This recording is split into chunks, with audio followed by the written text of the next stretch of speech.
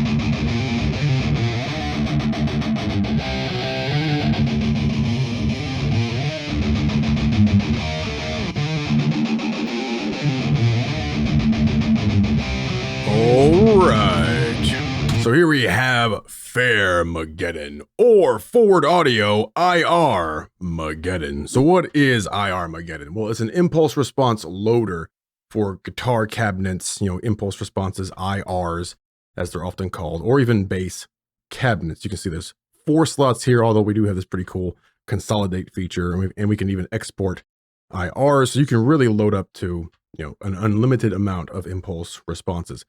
Now, being that this just is for impulse responses for guitar cabinets, you're still, of course, going to need some kind of an amp plugin and, of course, bypass that cabinet. So why would you want to use something like faIRmageddon to be this sound for your cabinet instead of just using the impulse responses or modeled cabinets that come with your guitar amp? Well, the reason is maybe your guitar amp plugin doesn't offer you the amount of impulse responses, that you're looking for. Maybe the modeled cabinets aren't really the sounds that you want, or maybe it's like, say, Amplitude or something where they charge $5, $10 per cabinet model. Well, with something like faIRmageddon here, and a good pack of either free impulse responses or the impulse responses from Forward Audio or Redwires or wherever you like to get your impulse responses, you can have a plethora of sounds to shape your guitar exactly how you want. Let's go ahead and start up here at the top. So up top here, we have a master bypass. That's pretty simple. Right up here in this area, click your hamburger icon. This is where you can load presets and save presets. So if I want to save a preset, usually I'm going to do something like save preset as, and just name it, my preset, whatever you want. Save that. And of course, you can always recall it right up here. Just load a preset, select whatever you want. Up here we have A and B, so let's go ahead and play back here. That's our A sound. Head over to the B side. Let's come back to A and B. All right, so let's say I like A better and I want to copy that over to B to make maybe a few changes to it. Just hit this copy button right there with a paste button and go right over here to B, and that's going to paste that into the B slot now. So now perhaps I can head through, find some more impulse responses, change things up a little bit, and then of course A, B between those. Okay. Over here we have basically everything we've done, so like an undo list. So for example, let me move this air parameter here, turn that way down. Now down here you'll see I have made that change. If I don't like what I did to it, I can step back through those basically undo and redo steps right here. Of course, directly click to some area that I might prefer, the way it sounded previously. Up here we have a gear icon. A lot of stuff you can do back here. This is where you would apply your license, set your IR length, automatic align. So this will go ahead and automatically align your impulse responses for you. We'll get back to some of this later on. Now down here to sort of this main area, you can see we have 4 slots right here. We don't have to have all 4 on. You can power them on and off however you want. And then we have this XY pad right here where we can go between A and B or A, B, C, and D up to 4 at any one time. we have a name right here. So whenever you put this on a track, it's just basically going to take the name of the track. If I want to change this, I can name it each instance, whatever I want, which is pretty cool. If we look up here, say on slot A, it tells me the name of the currently loaded impulse response. You also see a symbol here. This means mono. If you see a symbol that looks like this here, that means it's a stereo impulse response. So it can load mono and stereo impulse responses. We can, of course, solo each slot. We can copy and paste to different slots. So if I have something loaded up, we'll just say an A right here. So solo that. All right. Say I want to copy that over into maybe D. I can copy it right there and then press this icon right here on whatever slot I want. And that's going to paste it in to that location, which is pretty cool. We can also, by the way, I can just grab it up here and then drag it anywhere I want to copy that impulse response. I just grabbed it up here in this area and then drag it around. You can see the interface changes that way. Up here, we can step back. We can trash that entire slot, that entire impulse response in that slot right there. We can press this icon here, which is going to take us back, as you can see. We can, let me actually head into a folder here. I'm in my red wires folder right now. So I can start stepping through my impulse responses. I can click this home icon. That takes me to my home impulse response folder, and we set that back here behind this gear icon. So right now I have it on my red wires folder, but we can change that to any folder that we want. In fact, let's go ahead and change this to our forward audio folder of impulse responses, because they do have impulse responses that you can purchase as well, or there are some that come with faIRmageddon.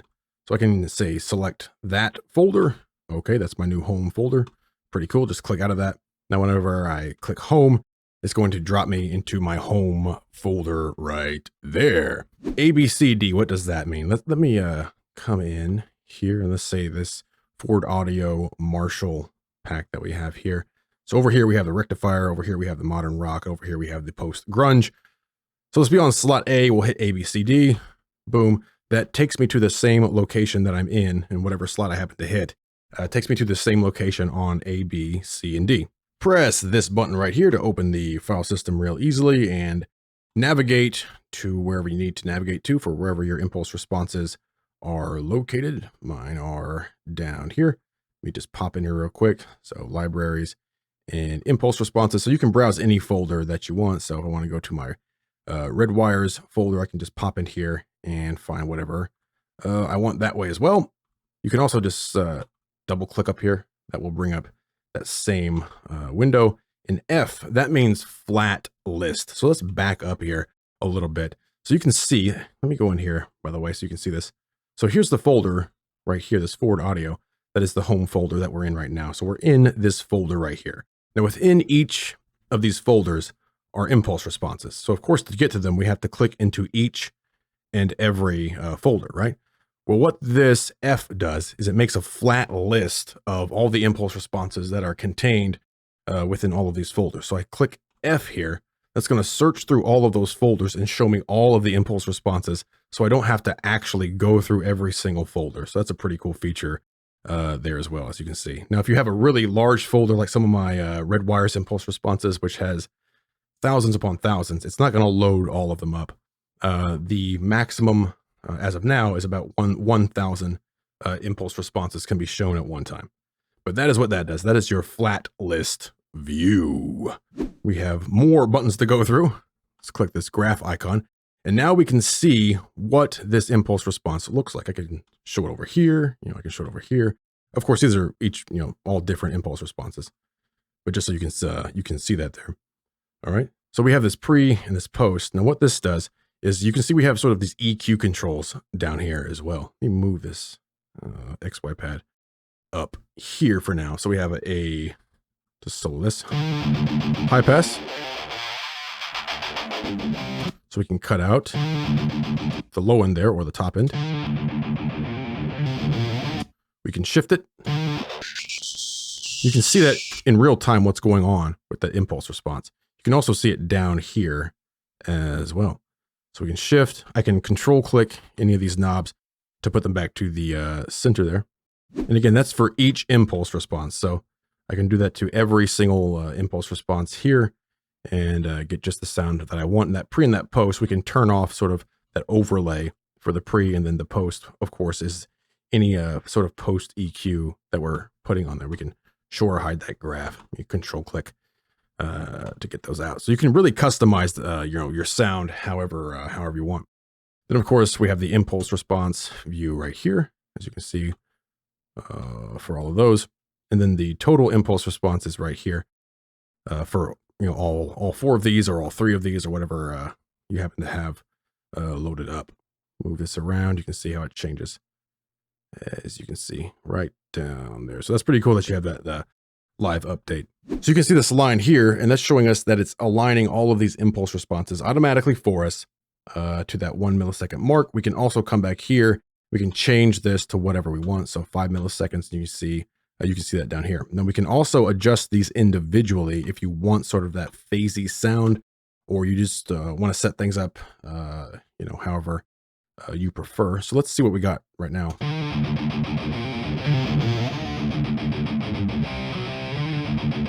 So let's come over here to slot B, and we'll delay this impulse response a bit. And you can see down here, it updates in this window to let us know if we have a different delay for each impulse response. You can actually see that in there. So let's take a listen to that.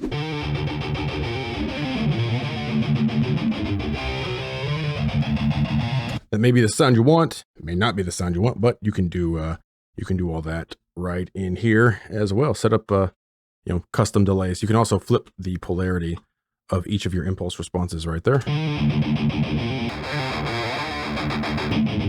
We have a pan here, but because we're using the mono processing and we have mono impulse responses, it's not going to make much sense to pan it. But if you have stereo impulse responses, you can actually pan each of them however you want. We also have a bend, so let's listen to that.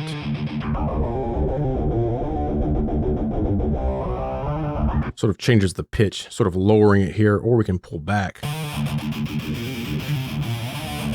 raise it a bit. You can hear it all together here.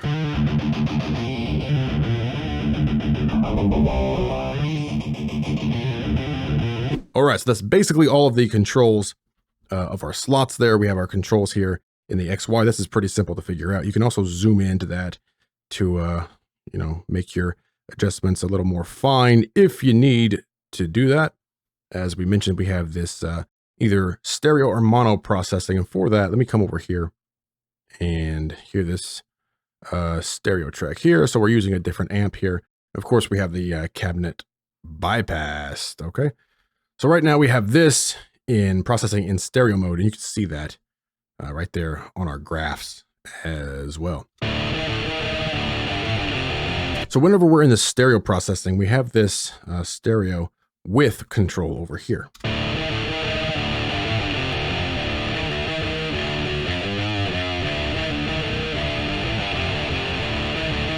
Then you can use the built-in stereo with control here. Of course, you can always use other plugins like BX Stereo Maker, which I use all of the time. But that is our stereo control right there as well. And we already looked at some ways to load impulse responses, even grabbing them, and dragging them over into other slots. But you can also, if you don't want to search through a list like this, guess what? You don't have to. You can actually just open up your folder in your file system and go wherever you want. So let's head over to, say, red wires, impulse responses, go to the big box, and we'll just head in here. And we'll just find, let's say, a Mesa, maybe a SM57 mic. And I can just drag this in and drop it wherever I want. Let me move this out of the way so you can actually see that on all 4 slots. So I can drop it anywhere that I want. This might be a faster way to load things if you don't want to head through, this system in here.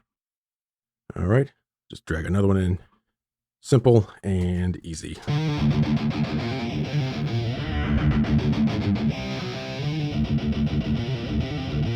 All right, so let's move on to this track down here and this compare and EQ section that we have right down here.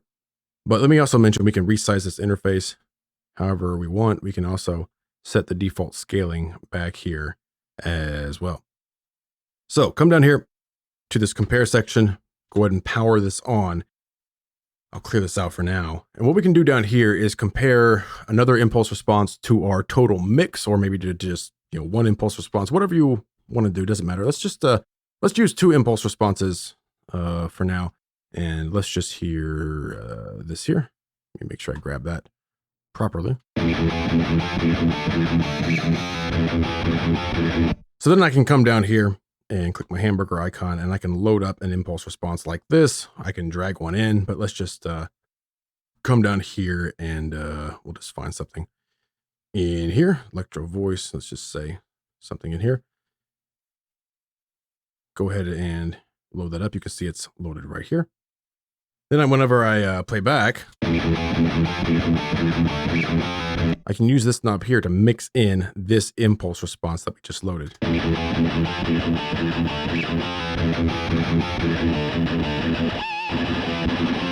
So that gives me an idea of, is this something I like added to the overall sound?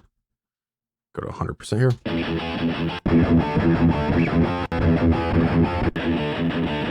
That's kind of cool. I can click this difference. That's going to let me hear what the difference is between that impulse response and what I already have loaded here. So let's say I like this. Let me turn the difference off there.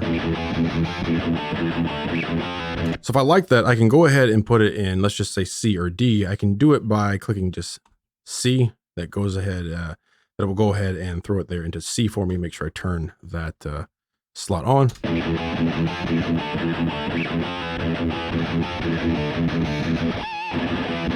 Go ahead and set up my mix, but I can also just grab it and then drop it here. Let's just say to D, and then we'll have it over there as well. One thing to remember is make sure you turn that mix down if you don't, if you don't turn this compare section off.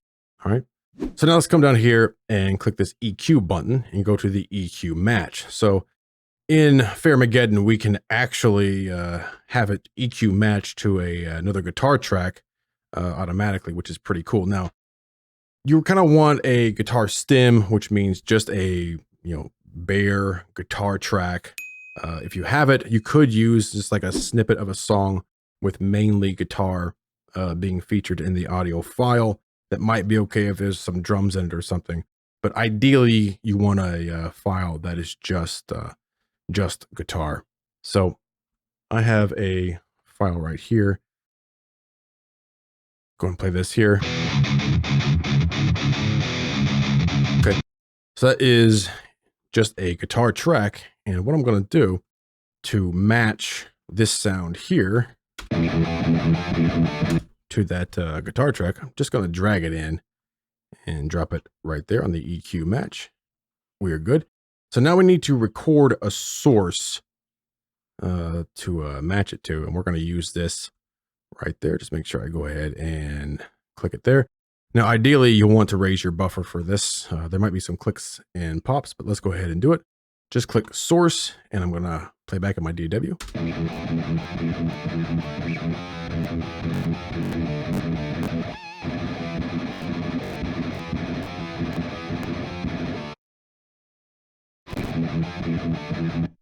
There we go. So there were some clicks and pops, but keep in mind, I don't have my buffer that high right now. Okay, but we still got the EQ match. So in order to blend it in, use this knob right there. So let's just start with the sound that we already have. Start blending that in. That sounds pretty close.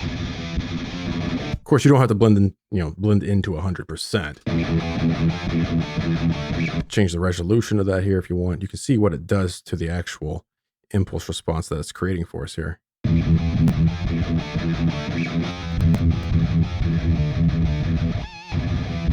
And we can click this icon right here. We can see our post, our pre, our EQ amounts in here as well.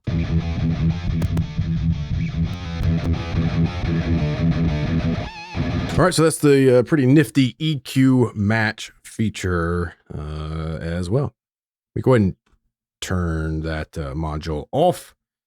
And as far as this window goes, we pretty much know how to use it. We know that this is going to take us, let's go back to the hamburger icon. It's going to take us back there to the folders that we want to Navigate through, come back to my impulse response library. Make sure I get in there.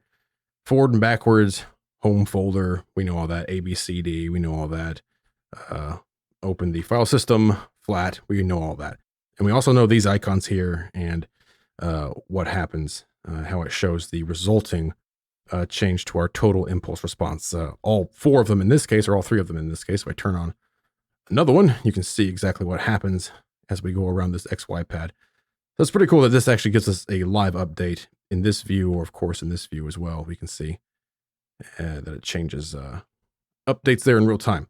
So we know what those are, but what about this AGC, which means automatic gain compensation? So if you're in here and you're adjusting a bunch of things on each impulse response, or you're using different impulse responses from different companies, you might end up getting a wide array, a wide variety of different volume levels.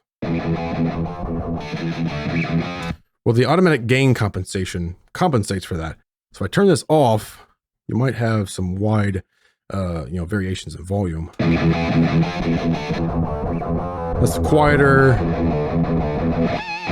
That's dramatically louder here.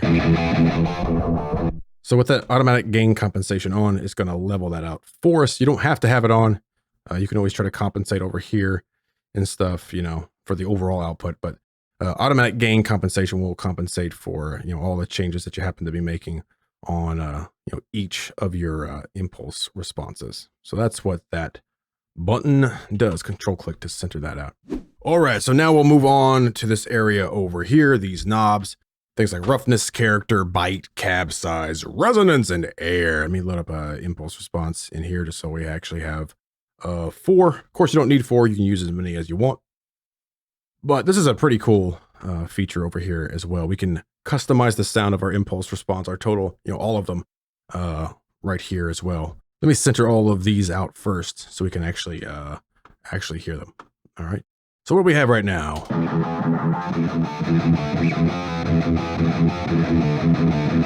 All right, so that's an okay sound. Let's go ahead and check out roughness. You can see what it does down here too. Some character.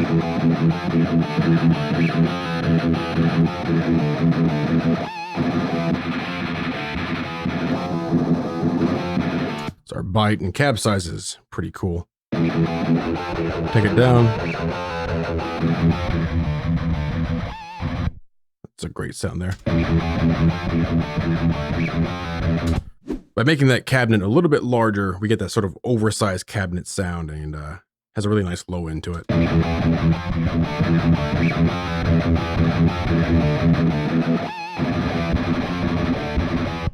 Then we have resonance and air. We can link these two together if we wanted to, but I don't want to. I don't want to in this case. Maybe throw some air in there. You can see what it does up here. Starting around 10K or so, it really boosts that up.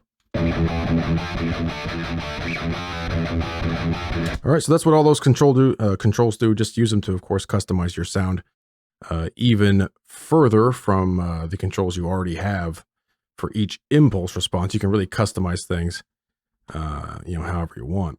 We already know about the stereo knob. We can't use it here because we're using the mono processing.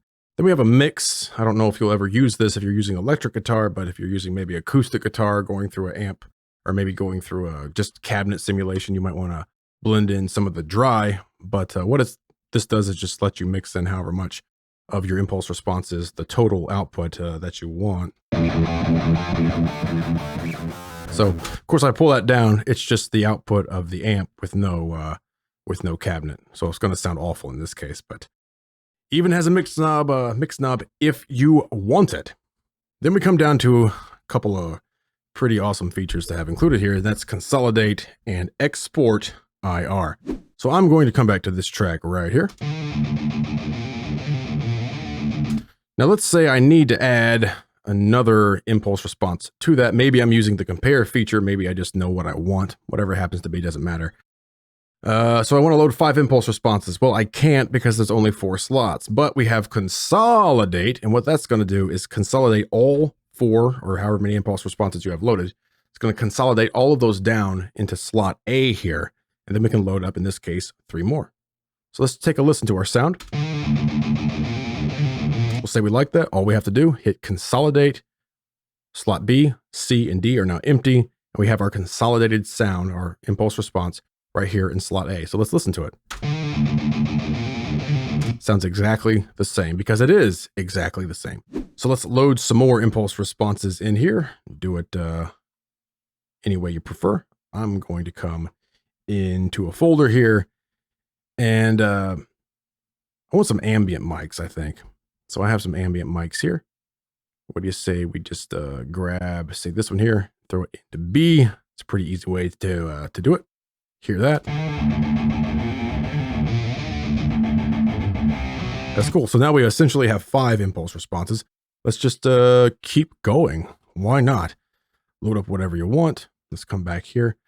This is the Redwire's impulse responses that we have. Let's come back and maybe go to the forward audio folder here. Let's grab this spark right there. Just throw it in here.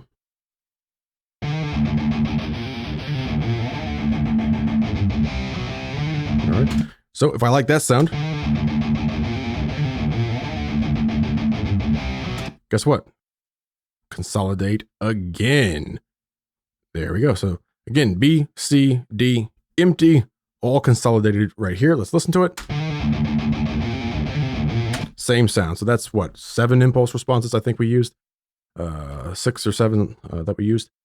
And guess what? We can go on and do this again and again and again and again, and use essentially as many impulse responses as you want. But it gets even better than that, because we also have export IR. So you can actually export the impulse response and then re-import it into faIRmageddon, IRmageddon, or any impulse response loader that you want. Or maybe you have like a external impulse response loader. You could export them from faIRmageddon here and then load them up into your hardware unit. So that's a cool way that you can actually make your own impulse responses and get just the sound you want. You can have your own personalized cabinet, a combination of however many impulse responses and settings here that you want, and export that. That way, whenever you load it up to any impulse response loader, it's exactly your tone, just the way you want. So I'm going to make some changes to this here.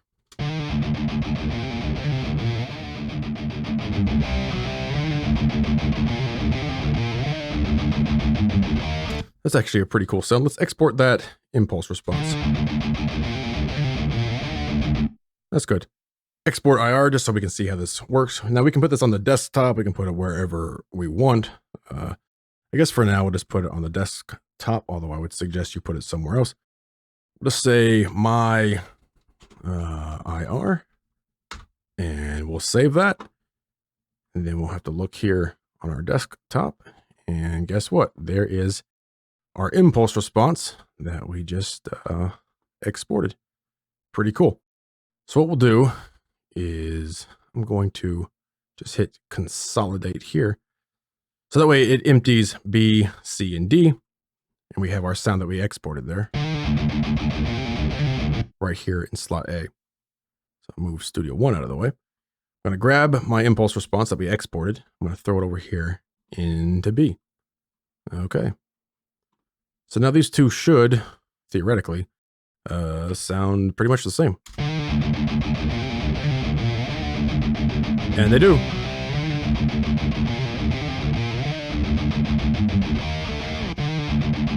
All right, so again, pretty cool feature to have that included here in IRmageddon. Export your own impulse responses, import them into IRmageddon again, or build up your own library and use them with any impulse response loader that you want, or use them. Some amps let you directly load impulse responses directly within them. So if you set up your own sound and you want to use that directly within your favorite amp plugin, you can do that too, all with IRmageddon.